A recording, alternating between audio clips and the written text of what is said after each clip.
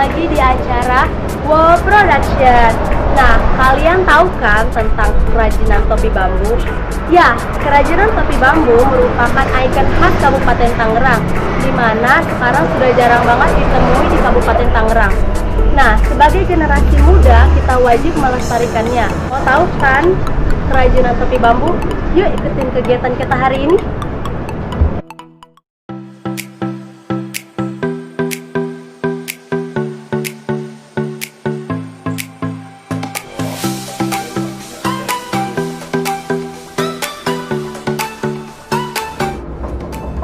Assalamualaikum Pak. Waalaikumsalam. Ya. Apa kabar Pak? Ya. Dari mana nih? Saya dari Wow Production Pak. Pengen tahu tentang topi bambu, sejarah-sejarah topi bambu, sama tentang galerinya ini Pak. Oke. Jadi sejarah topi bambu ini Kabupaten Tangerang sudah ada sejak tahun 1943 berdirinya Tangerang. Tetapi produksi dan industri topi bambu ini sudah ada sejak 1887 sesuai dengan buku Pramudia Antatur. Nah, 1930 sampai 1940 itu sudah ekspor ke India dan ke Amerika. Nah, kami dari komunitas topi bambu membuat wadah untuk menggiatkan kembali produk-produk topi bambu ini yang sudah punah. Dibuatnya komunitas topi bambu tahun 2011.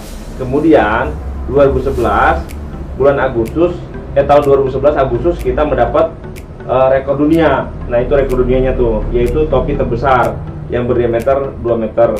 Kemudian tahun 1943 itu Indonesia di Kabupaten Tangerang menjadi logo, ya kan? Iya. Logo kabupaten.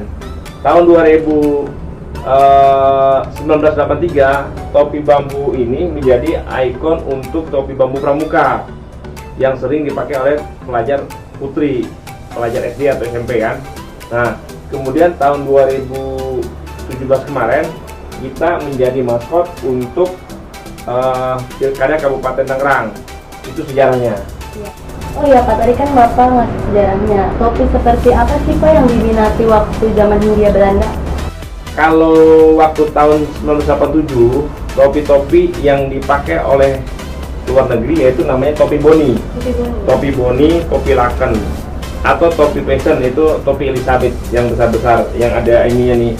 Contohnya nih topi bahan baku yang belum jadi ya. Iya. Nah, ini namanya topi bahan baku yang belum jadi.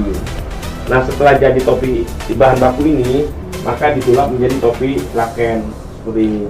Ini topi laken. Nah, yang saya pakai juga sama ini topi yang sudah difinisin. Nah kan tadi di sini saya lihat-lihat nih Pak, bukan hanya topi aja tapi ada kopea, ada tas, ini ada dompet. Kalau boleh tahu dapat inspirasinya dari mana sih Bapak? Pengembangan produk topi bambu ini harus disesuaikan dengan dunia fashion. Nah, saat ini kalau topi jarang dipakai untuk setiap hari, tetapi kalau kopea seperti ini dipakainya bisa setiap hari ya. Untuk sholat 5 waktu. Makanya kita inovasi bagaimana kopea bambu ini berawal dari topi-topi ini menjadi kopea. Kemudian termasuk juga ini namanya dompet. Dompet ini kita buat inovasi baru untuk tempat kartu nama, kartu kredit, atau kartu ATM. Kemudian kita juga ada yang namanya motif anyaman bambunya. Ini yang disebut inovasi. Lihat prosesnya. Ya, silakan nanti kita ke bengkel. Oke guys, kita akan melihat gimana proses pembuatan topi bambu tersebut. Ikutin terus ya.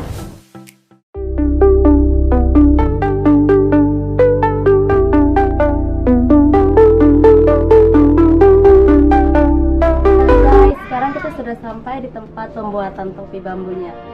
Tahu cara bikinnya? Nah, kalau boleh tahu itu pakai bambu apa? Ini dibuat topi bambu dari bambu tali khususnya. Kita melakukan awal seperti ini, terus lanjut dibuat ke awalan ini, lalu kita dianyam, bisa lanjut ke pembuatan kepala seperti ini. Molaan kalau di sini namanya molaan. terus pembuatan daun ke itu daun topi. Biasanya kalau buat bikin satu topi ini berapa lama? Satu topi ini gimana ukurannya, ini agak kasar, atau masalah 2 biji, 3 biji gitu kalau memang. Kalau ukurannya halus di ini kita dapat kali 1.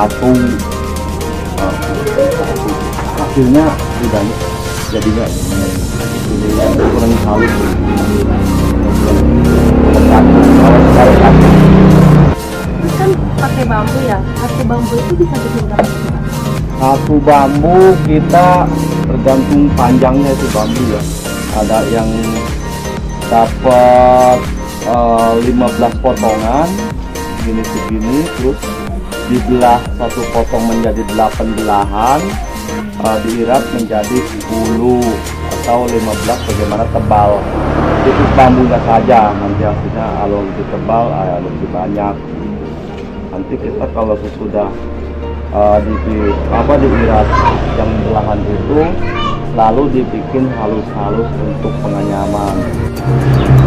Pak, pesan Bapak buat anak generasi muda ini apa? Kalau pesan saya generasi anak muda ini segera yang belum bisa belajar melanjutkan generasi ini karena hingga hingga ada kemajuan zaman. Pada zaman pabrikan sekarang jadi memang di pengrajin ini sangat murah itu, tapi kami ini tidak khawatir karena kami juga sangat memperjuangkan masih generasi keempatnya seperti saya generasi ketiga. Tentang dari saya generasi ketiga udah masih juga cukup lumayan, untuk generasi keempat ini memang agak kurang karena tersendat uang pemasaran. Pak, kalau misalkan teman saya mau belajar sama mengenal topi bambu, gimana caranya Pak? Datang aja ke sini ke Desa Ancol Pasir, Kecamatan Jambe. Mungkin ada tempatnya sedikit. Kalau memang 4-5 orang juga bisa ke kampung. Kalau satu bus kali agak kerepotan juga, terbatas ke tempatnya. Nah guys, buat kalian yang mau belajar ke Desa Ancol Pasir, Kecamatan Jambe, Ibu tolong ajarin teman-teman yang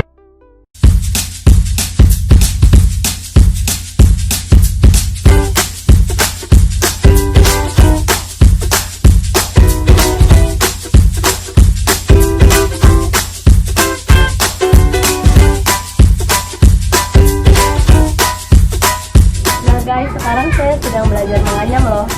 Seru, tapi susah sih, nggak ngerti. Ini gimana lagi tuh? Terima kasih buat Bapak sama Ibu udah mau ngeluangin waktunya, terus juga udah ngajarin saya nganyam. Nah, buat kalian generasi muda, jangan pernah lupakan sejarah dan juga budaya, karena topi bambu merupakan ikon Kabupaten Tangerang. Mari kita jaga dan melestarikan bersama-sama. Saya Mutiara Alvin.